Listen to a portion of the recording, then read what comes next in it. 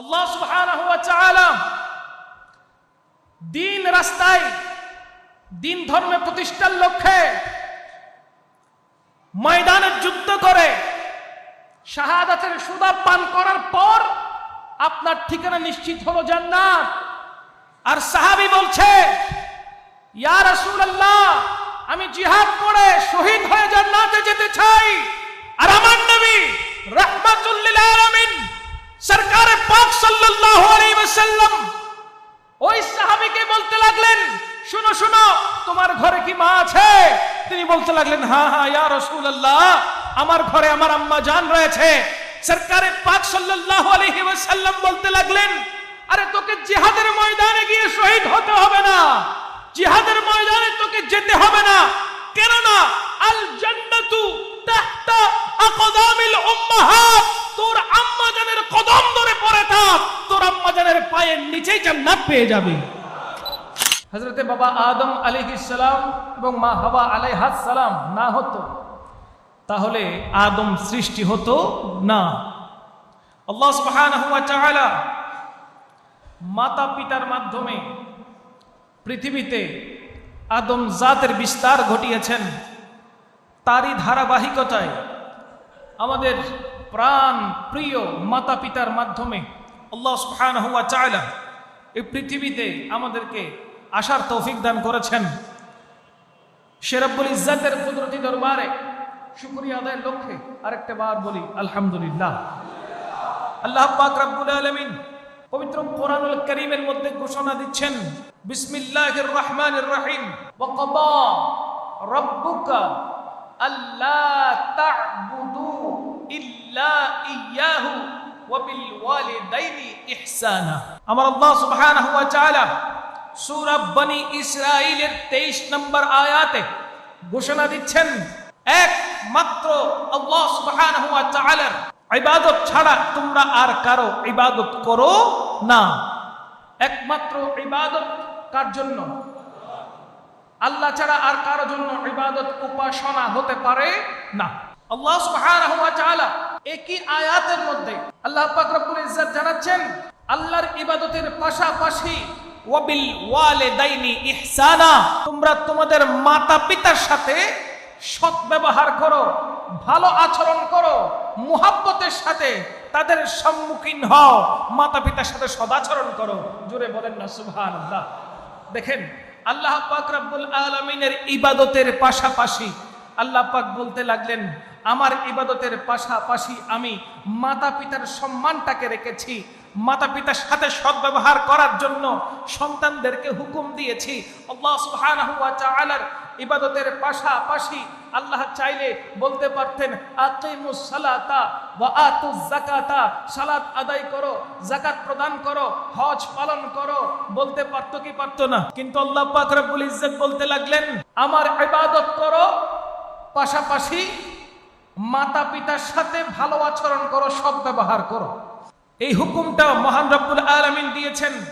এখানে শেষ নয়, আল্লাহ পাক আরো বিস্তারিত সন্তানদের জন্য বলছেন, সন্তানদেরকে বোঝানোর জন্য আল্লাহ পাক রব্বুল আলামিন মাতা পিতার গুরুত্ব কেমন সেটা বোঝানোর জন্য বলতে লাগলেন, ইম্মা যদি ইয়াবলুগান্না, তোমাদের কাছে পৌঁছায়, তার মানে ওগো সন্তানেরা শোনো শোনো, যদি তোমাদের কাছে পৌঁছায়, ইনদাকাল কিবার, বার্ধক্য অবস্থায় যদি তোমাদের নিকট পৌঁছায়, আহাদুহুমা, একজন, আও কিলাহুমা, উভয়জন, তোমাদের মাতা পিতা দুইজন অথবা যে কোনো একজন যদি বার্ধক্য অবস্থায় তোমাদের কাছে থাকে, তোমাদের কাছে পৌঁছায়, ফালা তাকুল লাহুমা, খবরদার সাবধান, তাদের ব্যাপারে তোমরা বলো না উফিন, উফ শব্দটাও বলো না। বলেন না সুবহানাল্লাহ। তোমরা তাদের ব্যাপারে উফ শব্দটা বলো না।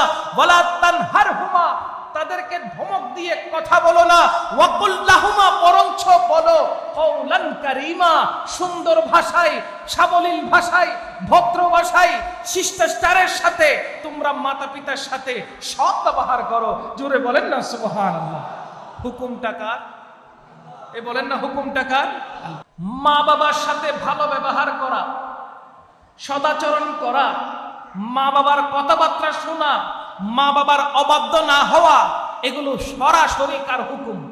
আল্লাহর হুকুম। বর্তমান আখেরি জামানা এমন ফিতনার যুগ চলছে, মুরব্বীদের কথা শুনবে এটা অনেক দূরের কথা, আপন মা বাবার কথা সন্তান শুনতে চায় না।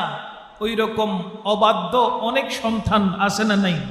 মা বাবা সন্তানকে খারাপ কাজের জন্য প্রশ্রয় কোনোদিন দিবে? কোনোদিন কোন সন্তানকে কোন মা বাবা খারাপ কাজ করার জন্য উৎসাহিত করবে না।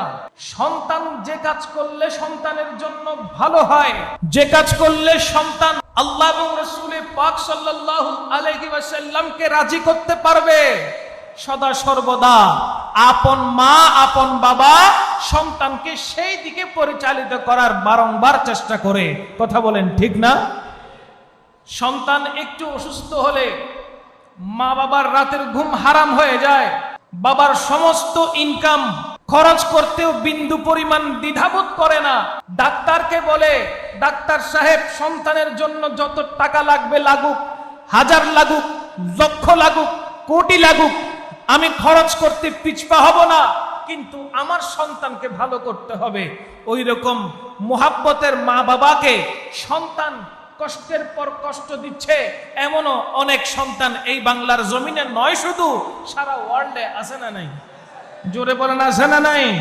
আমার নবী রাহমাতুল লিল আলামিন সরকারে পাক সাল্লাল্লাহু তাআলা আলাইহি ওয়া আলিহি ওয়াসাল্লাম হাদিসে মুবারাকার মধ্যে ইরশাদে মুবারাকা করছেন, وعن ابن مسعود رضي الله تعالى عنه قال سألت النبي صلى الله عليه وسلم أي العمل أحب إلى الله تعالى قال رضا الرب في رضا الوالدين وسخط الرب في سخط الوالدين। জোরে বলেন না আল্লাহু আকবার।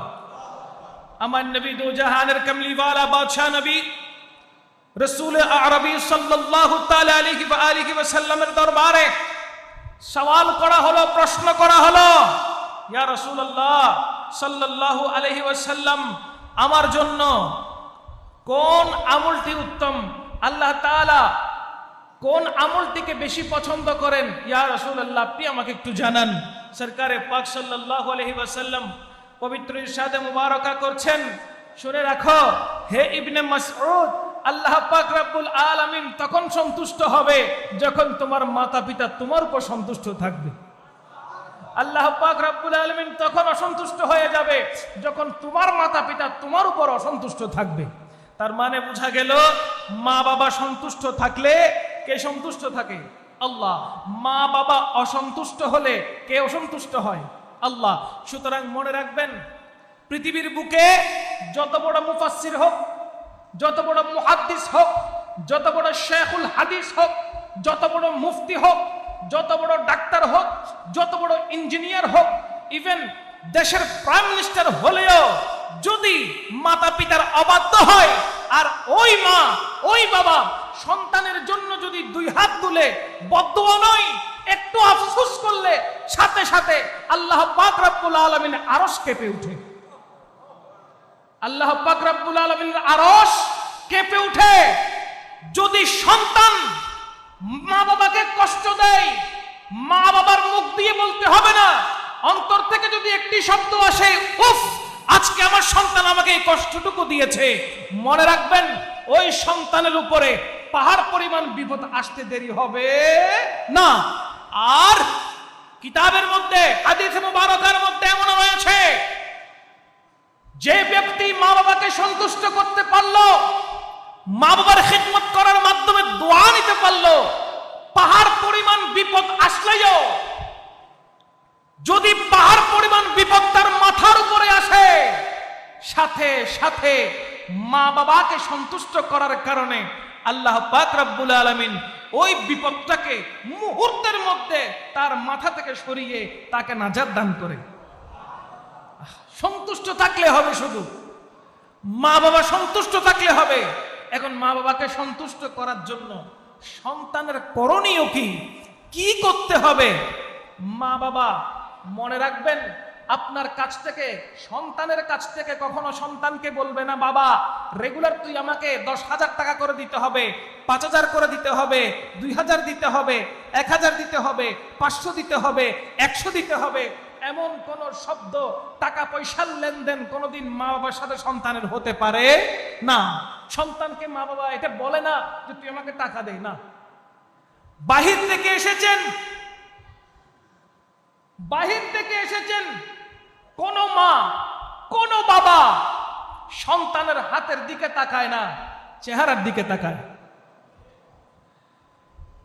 সন্তান হাতে কি নিয়ে এসেছে, কি বাজার করেছে, কি উপহার এনেছে, কি উপঢৌকন এনেছে, সেই দিকে কোন মাতা পিতা ভ্রুক্ষেপ করে না, বরঞ্চ সন্তানের চেহারার দিকে তাকায়। চেহারা দেখে মা বাবা বুঝতে পারে আমার সন্তান যেখানে ছিল সেখানে ভালো ছিল কিনা। প্রত্যেক মা, প্রত্যেক বাবা সন্তান যখন মাসের পরে, বছর পরে যখন সফর থেকে শেষ করে যখন ঘরে আসে, দেশের বাহির থেকে, বিদেশ থেকে যখন দেশে আসে, সন্তান মোটা হয়ে গেলেও, স্বাস্থ্যবান হয়ে গেলেও, সুস্থ থাকলেও মা বাবা আদর করে বলে, বাবারে তুই তো মনে হয় অনেক শুকাই গেছস, বলে না? বলেন না? বলে না? তুই অনেক শুকাই গেছস, রোগা হয়ে গেছস, ভালো করে মনে খাওয়া দাওয়া করস নাই, বিদেশের দরকার নাই, তুই আমার চোখের সামনে থাক, আমার মনেও শান্তি লাগবে, আমার চোখটাও শান্তি পাবে। বলে কি বলে না? বলে। হাতের দিকে তারা তাকায় না, সব সময় সন্তানের চেহারার দিকে তাকিয়ে আল্লাহর দরবারে ফরিয়াদ করে দোয়া করতে থাকে, আল্লাহ রে আমার এই বাচ্চাটাকে, আমার এই সন্তানটাকে, আমার এই কলিজার টুকরাটাকে তুমি মানুষের মতো মানুষ করিও। বলে কি বলে না? কথা বলেন, বলে কি বলে না? আর সন্তানেরা ওই মোহাব্বতের মায়ের চেহারার দিকে যদি একটিবার, ভালোবাসার নজরে যদি একটিবার তাকায়, আমার নবী রাহমাতুল্লিল আলামিন বলতে লাগলেন, তাকাও মায়ের চেহারার দিকে, মোহাব্বতের চোখে তাকাও, আম্মাজানকে স্ক্যানিং করো, ভালোভাবে তাকাও, প্রেম দিয়ে তাকাও, ভক্তি দিয়ে তাকাও, মোহাব্বত দিয়ে তাকাও। শুনে রাখো, যদি ওই মোহাব্বত খাঁটি হয়ে থাকে, ওই মোহাব্বতের মধ্যে যদি জর্রা পরিমাণ ধোঁকা না থাকে, ওই মোহাব্বতের ভিতরে আল্লাহ পাক এমন রহমত দান করেন, মায়ের চেহারার দিকে তাকানোর সাথে সাথে আল্লাহ পাক কবুল হয়েছে এমন হজের সওয়াব তোমার আমলনামায় ট্রান্সফার করে দিয়ে থাকে। জিজ্ঞেস করা হলো, ইয়া রাসূলুল্লাহ, একবার তাকালাম, আবার চোখটাকে সরাই ফেললাম, আবার তাকালাম, আবার চোখটাকে সরাই ফেললাম, প্রতিবার তাকালে প্রতিবারই কি কবুল হওয়ার হজ আমার আমলনামায় আসবে? আচ্ছা, আল্লাহর কি সওয়াবের কমতি আছে? আল্লাহ পাক কি সওয়াব দেওয়ার সময় বান্দাকে কৃপণতা করে, কার্পণ্যতা করে? না রে ভাই, না। আপনি মা বাবার চেহারার দিকে মোহাব্বতের নজরে তাকাবেন, ভালোবাসার নজরে তাকাবেন। ডেইলি যদি 100 বার তাকান, 100টি কবুল হওয়ার, কবুল হয়েছে এমন হজের সওয়াব আল্লাহ আপনার আমলনামায় দান করবে। মা বাবার চেহারা দেখলে, মোহাব্বতের সাথে ওই চেহারা দেখলে আমার আল্লাহ পাক রব্বুল আলামিন কুদরতি ভাবে হেসে দেয়। আল্লাহর হাসির কারণ যদি একটিবার হতে পারেন, আল্লাহর হাসির কারণ যদি আপনি একটিবার হতে পারেন, মনে করবেন দুনিয়াতে থাকা অবস্থায় আপনার জন্য আল্লাহ পাক রব্বুল আলামিন জান্নাতের ব্যবস্থা করে রেখেছেন। আমরা মা বাবাকে খেদমত করার মাধ্যমে জান্নাত পেতে চাই কি চাই না? এক সাহাবী আসলেন, ইয়া রাসূলুল্লাহ সাল্লাল্লাহু আলাইহি ওয়াসাল্লাম, আমি যুদ্ধের ময়দানে যেতে চাই। কোথায় যেতে চাই? যুদ্ধের ময়দানে জিহাদ করতে চাই, যুদ্ধ করে শহীদ হতে চাই। শহীদ হওয়ার পরে শাহাদাত বরণ যারা করে তাদের ঠিকানা কোথায় বলেন তো? আওয়াজ নাই। যারা দ্বীন ইসলামের জন্য যুদ্ধ করে, যুদ্ধের ময়দানে শাহাদাতের সুধা যারা পান করে, তাদের ঠিকানা কোথায়? বলেন না কোথায়? তারা যে রক্ত মাখা যে পোশাক রয়েছে, ওই পোশাক সহ তাদেরকে দফন করতে হয়। ওই রক্ত মাখা পোশাক সহ কি করতে হয়? দফন করতে হয়। রোড অ্যাক্সিডেন্ট, হঠাৎ মৃত্যু আর শহীদি মৃত্যু পার্থক্য আছে না নাই? বলেন না, আছে না নাই? হঠাৎ করে আপনি মারা গেলেন, আপনার দফনের জন্য কাফন লাগবে কি লাগবে না? আর শহীদের কাফন হলো যে রক্তমাখা পোশাক তার গায়ে রয়েছে, ওই রক্তমাখা পোশাকেই তাকে কোথায় দিতে হয়? কবরে দিতে হয়। জোরে বলেন না সুবহানাল্লাহ। হায় হায় হায়। আল্লাহ সুবহানাহু ওয়া তাআলা দ্বীন রাস্তায় দ্বীন ধর্মে প্রতিষ্ঠার লক্ষ্যে ময়দানে যুদ্ধ করে শাহাদাতের সুদা পান করার পর আপনার ঠিকানা নিশ্চিত হলো জান্নাত। আর সাহাবী বলছে, ইয়া রাসূলুল্লাহ, আমি জিহাদ করে শহীদ হয়ে জান্নাতে যেতে চাই। আর আমার নবী রাহমাতুল লিল আলামিন সরকারে পাক সাল্লাল্লাহু আলাইহি ওয়াসাল্লাম ওই সাহাবীকে বলতে লাগলেন, শুনো শুনো, তোমার ঘরে কি মা আছে? তিনি বলতে লাগলেন, হ্যাঁ হ্যাঁ ইয়া রাসূলুল্লাহ, আমার ঘরে আমার আম্মা জান রয়েছে। সরকারে পাক সাল্লাল্লাহু আলাইহি ওয়াসাল্লাম বলতে লাগলেন, আরে তোকে জিহাদের ময়দানে গিয়ে শহীদ হতে হবে না, জিহাদের ময়দানে তোকে যেতে হবে না। কেননা আল জান্নাতু তাহতা আকদামিল উম্মাহাত, তোর আম্মা জানের কদম ধরে পড়ে থাক, তোর আম্মা জানের পায়ের নিচেই জান্নাত পেয়ে যাবে। মায়ের পায়ের নিচে সন্তানের বেহেশত। ওটা এমনি লফজ কথা নয়, সাধারণ কোনো কথা নয়, ওটা হাদিসে মুবারাকা। আমার রাসূল পাক বলতে লাগলেন, জান্নাত খুঁজতে হলে মায়ের কদমের নিচে তালাশ করো, সেখানেই জান্নাত রয়েছে। আল্লাহ পাক রব্বুল আলামিন আমাদেরকে এত সুন্দর জান্নাত পাওয়ার ব্যবস্থা করে দিয়েছেন, ওই জান্নাত কি আমরা পেতে চাই না? পেতে হলে মা বাবার বাধ্য হতে হবে নাকি অবাধ্য হতে হবে? মা বাবার বাধ্য হতে হবে নাকি অবাধ্য হতে হবে? হ্যাঁ, যদি আপনার পরিবারের আপনার আম্মাজান আব্বাজান যদি বলে আজকে থেকে দ্বীন ইসলাম ত্যাগ করো, সে কথা মানা যাবে? রাসূল সাল্লাল্লাহু আলাইহি ওয়াসাল্লামের মুহাব্বত ত্যাগ করো, সেটা মানা যাবে না। রাসূল সাল্লাল্লাহু আলাইহি ওয়াসাল্লামকে মুহাব্বতের সাথে দাঁড়িয়ে সালাম যেটা দাও, ওটা দেওয়া থেকে বিরত থাকো, সেটা মানা যাবে না।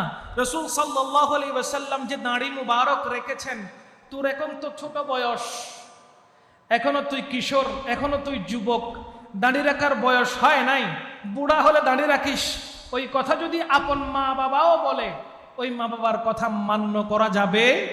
কেননা এই দাড়ি হলো রাহমাতুল লিল আলামিনের সুন্নত, ঠিক কিনা বলেন?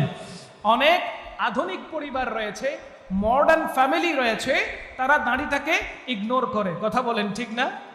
অতিরিক্ত মডার্ন দেখাতে গিয়ে তারা বলে দাড়ি রাখার প্রয়োজন নেই, তুই এখনো দাড়ি রাখার বয়স তোর হয় নাই।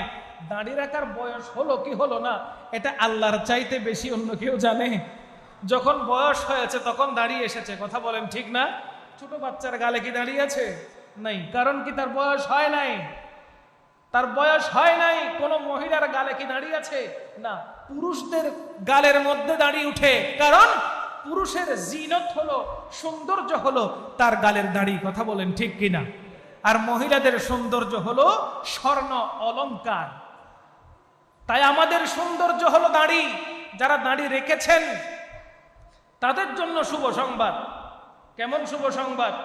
যারা দুনিয়াতে দাড়ি রেখেছেন, কাল জান্নাতের মধ্যে যখন আপনাকে প্রবেশ করানো হবে, হুরে গিলমান ফেরেশতা যারা থাকবে, তারা দাড়িওয়ালা স্বামী নেওয়ার জন্য আল্লাহর দরবারে ফরিয়াদ করবে।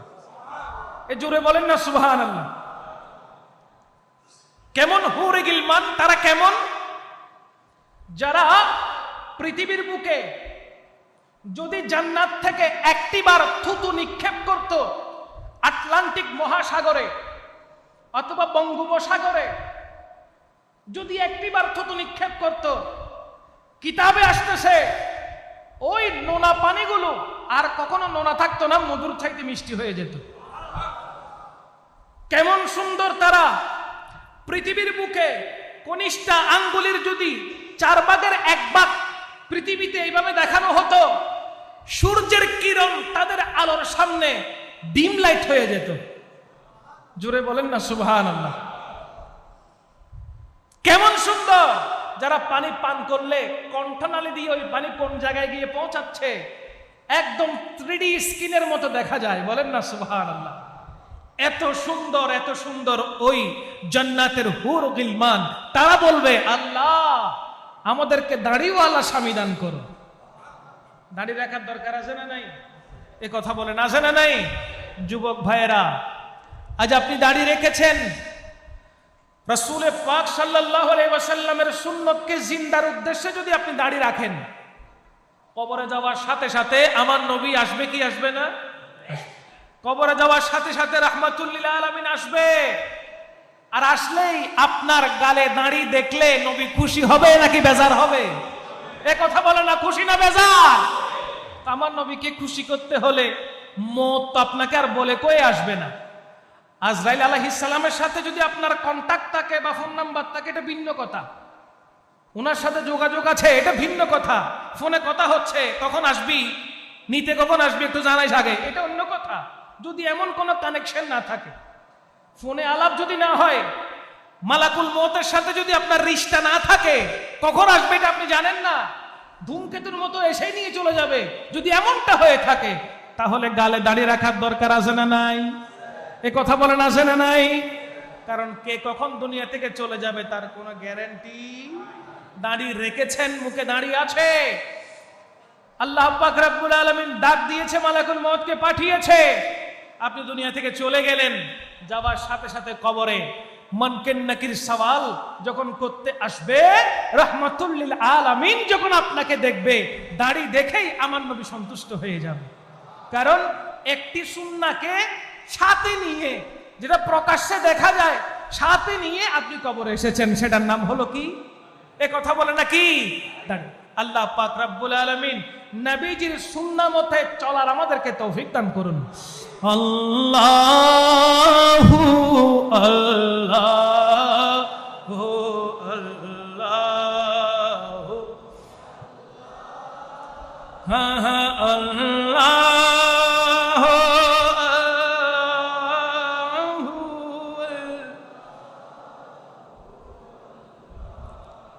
দেখেন রাসূল পাক সাল্লাল্লাহু আলাইহি ওয়াসাল্লাম হাদিসে মুবারকা, অসংখ্য হাদিসে মুবারকা রয়েছে, সরকারে পাক বলতে লাগলেন, ওয়ান ইবনে উমামাতা আন্না রাজুলান ক্বালা ইয়া রাসূলুল্লাহ সাল্লাল্লাহু আলাইহি ওয়াসাল্লাম মা হাক্কুল ওয়ালিদাইনি আলা ওয়ালাদিহিমা ক্বালা জান্নাতুকা ওয়া নারুকা। জুড়ে বলেন সুবহানাল্লাহ।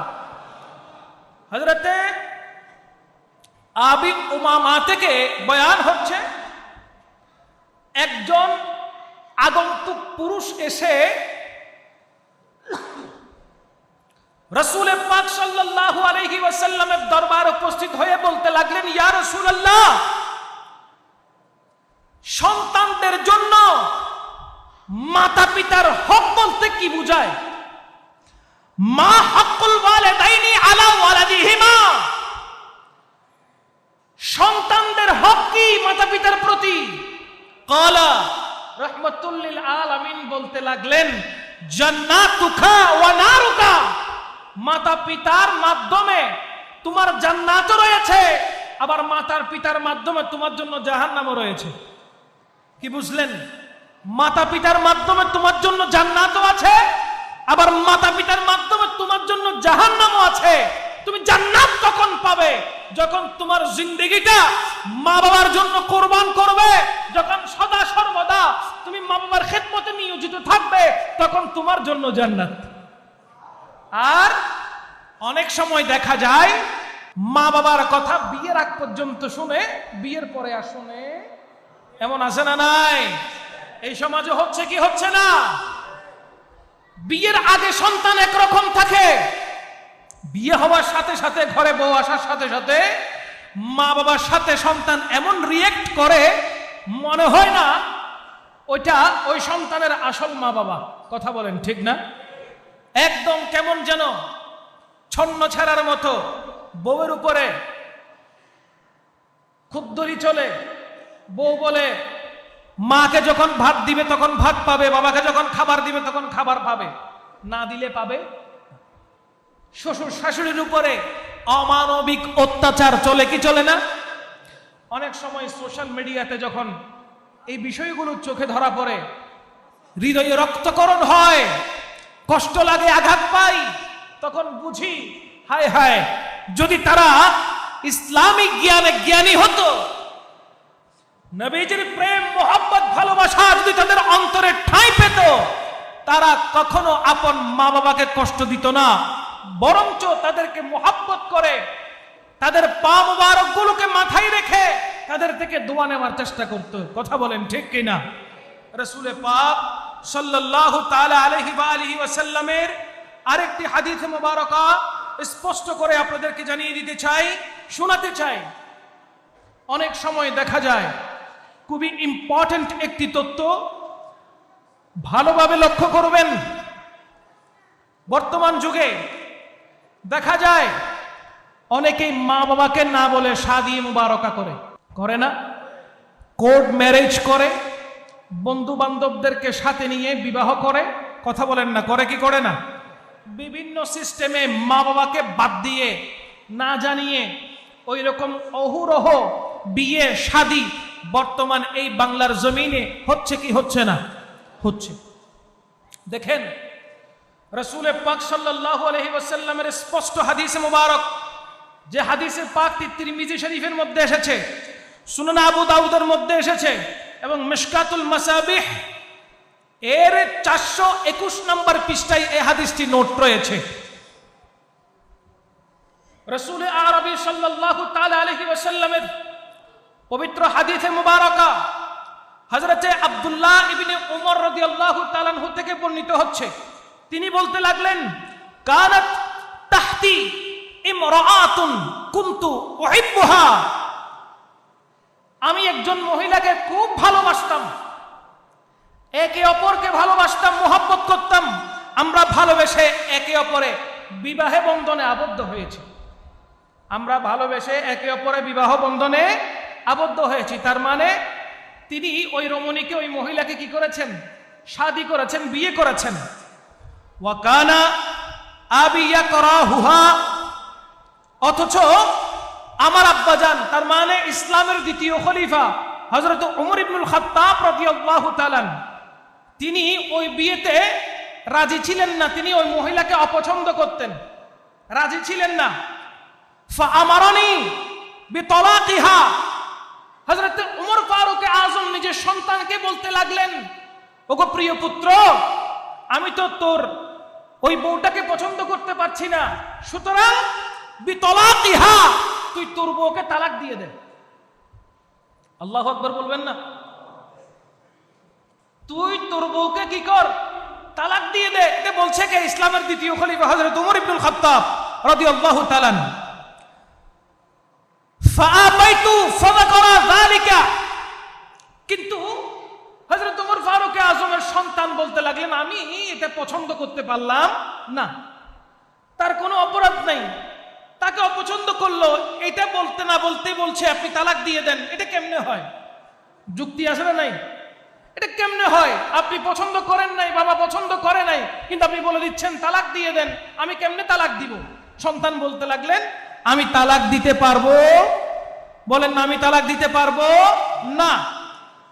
উমরু যালিকা উমরু লিরাসূলিল্লাহি সাল্লাল্লাহু আলাইহি ওয়াসাল্লাম, রাসূল পাক সাল্লাল্লাহু আলাইহি ওয়াসাল্লামের দরবারে হযরত ওমর ফারুক আযম গেলেন, গিয়ে পুরা ঘটনা রাসূল পাক সাল্লাল্লাহু আলাইহি ওয়াসাল্লামকে জানালেন। ফাকালা, আল্লাহর হাবিব সাল্লাল্লাহু আলাইহি ওয়াসাল্লাম বলতে লাগলেন, ফাকালা রাসূলুল্লাহ সাল্লাল্লাহু আলাইহি ওয়াসাল্লাম, ইয়া আব্দুল্লাহ, আল্লাহর রাসূল হযরত ফারুক আযমের সন্তানকে ডাক দিলেন, বলতে লাগলেন, ইয়া আব্দুল্লাহ, শুনো শুনো হে আব্দুল্লাহ, তাল্লাকহা, তুমি তাকে তালাক দিয়ে দাও। আল্লাহু আকবার বলবেন না? আমার রাসূল সাল্লাল্লাহু আলাইহি ওয়াসাল্লাম বলতে লাগলেন, ইয়া আব্দুল্লাহ, তাল্লিকহা, তুমি তাকে তালাক দিয়ে দাও, তুমি তাকে ছেড়ে দাও। কারণ কি? তোমার পিতা জন্ম যিনি দিয়েছেন, ওই পিতা ওই মহিলাকে অপছন্দ করে, সুতরাং মা বাবাকে না জানিয়ে বিয়ে করেছো, বাবা অপছন্দ করেছো ওই মহিলাকে, রাখা যাবে না, তুমি তাকে তালাক দিয়ে দাও। জোরে বলেন না আল্লাহু আকবার। আর এখনকার ছেলেপেলেরা তালাক তো দূরের কথা, মা যদি বউকে একটু বড় কথা বলে, ওই বউ তার স্বামী যখন ঘরে ঢুকে হালচাল জিজ্ঞেস করার আগেই বলে, তোমার আম্মু আজকে জানো আমাকে অনেক বকা দিছে। আছে না নাই? নাই? তুমি জানো তোমার আম্মু আজকে আমাকে অনেক বকা দিয়েছে, বড় কথা বলেছে, আমি আর এখানে থাকবো না, সংসার আলাদা করো, জুদা হয়ে যাব, এই বাসা থেকে বের হয়ে যাব, নয়তো আমার বাপের বাড়ি চলো। এরকম বিভিন্ন কথা বলে কি বলে না? বলে। সন্তান একজন, একটিমাত্র সন্তান, মা বাবাকে নিয়ে ওই বউ ঘরে থাকতে চায় না, আলাদা হয়ে যেতে চায়, জুদা হয়ে যেতে চায়। মনে রাখবেন, কামা তাদিন উতুদান, মনে রাখবেন, কামা তাদিন উতুদান, ইন তুকরিমুনি উকরিমুকা, জৈসা করনি হ্যায় ওইসা হি ভরনি। আজ তুমি মনে করছো তুমি তোমার স্বামীকে আলাদা করেছো, আরে কার থেকে করেছো? ওই মা বাবা সন্তানটাকে জন্ম না দিলে তুমি স্বামী হিসেবে তাকে গ্রহণ করতে পারতে না। কাকে তুমি আলাদা করে দিচ্ছ? ওই মা বাবা না হলে যে সন্তান আসতো না, তুমি যাকে স্বামী ভাবছো, স্বামী বলছো, ওই মা বাবার সন্তান ওই তোমার ওই স্বামী, তোমার থেকে 1000 গুণ বেশি মোহাব্বত ওই মা বাবা সন্তানকে করে। কথা বলেন ঠিক কিনা? আজ তুমি নিজে তোমার স্বামীকে তোমার শ্বশুর শাশুড়ি থেকে আলাদা করছো, কাল তুমিও প্রস্তুত থাকো, তোমার সন্তান, তোমারই সন্তান তোমাকে আলাদা করে ছাড়বে। কথা বলেন ঠিক কিনা? এই জন্য বলছি, কামা তাদিন উতুদান। চট্টগ্রামের ভাষায় একটি কথা আছে, এই আইলুর ফানি ওই আইলো থনদিন ন যায়। কথা বলেন ঠিক কিনা? তাই বলতে চাই, আজ আপনি করছেন, কাল আপনাকে ভুগতে হবে। আজ আপনি ভালো করলে কাল আপনি ভালো ফল পাবেন। আজ আপনি আপনার মা বাবার সাথে যদি খারাপ আচরণ করেন এবং খারাপ আচরণ করার জন্য যদি আপনি সিস্টেম করে দেন, খবরদার, সাবধান, জীবন বরবাদ হয়ে যাবে, দুনিয়াও বরবাদ হবে, আখিরাতও বরবাদ হবে, গোটা জিন্দেগিটা জাহান্নাম হয়ে যাবে। কথা বলেন ঠিক কিনা? আপনি যে সুখটাকে সুখ মনে করছেন, একা থাকাটা বড় সুখ নয়, যৌথভাবে থাকা, মাতা পিতার খিদমত করার মাধ্যমে আল্লাহর পক্ষ থেকে রহমত নেওয়া, দোয়া নেওয়া, এর চাইতে বড় সৌভাগ্যের বিষয় একজন পুত্রবধূর জন্য আর কি হতে পারে? কথা বলেন না ঠিক কিনা? আবার আমাদের শ্বশুর শাশুড়ি যারা আছে তাদেরও কিছু সমস্যা আছে। বউকে মেয়ে মনে করে না, বউকে বউ মনে করে। কথা বলেন ঠিক না? তো ফরিয়ার মাইয়ে কি হইয়েছিল মনে হইলে হারাবি দেয় না, আছে না নাই? কথা বলেন আছে না নাই? অন্যের ঘর থেকে এসেছে, তাকে যেমন ইচ্ছা তেমন খাটুনি দাও, যেমন মনে হয় তেমন ইচ্ছা করে ব্যবহার করো না।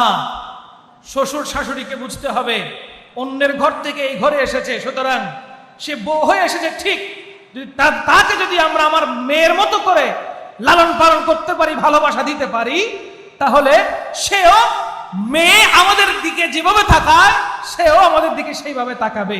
তার ভুল ত্রুটিগুলো আমরা যখন মেয়ের চোখে দেখবো তখন শুধরানোর খেয়াল করব। আর যদি বউয়ের চোখে দেখি, এই বাবার বাড়ি থেকে কিছু শিখে আসো নাই। কথা বলেন না?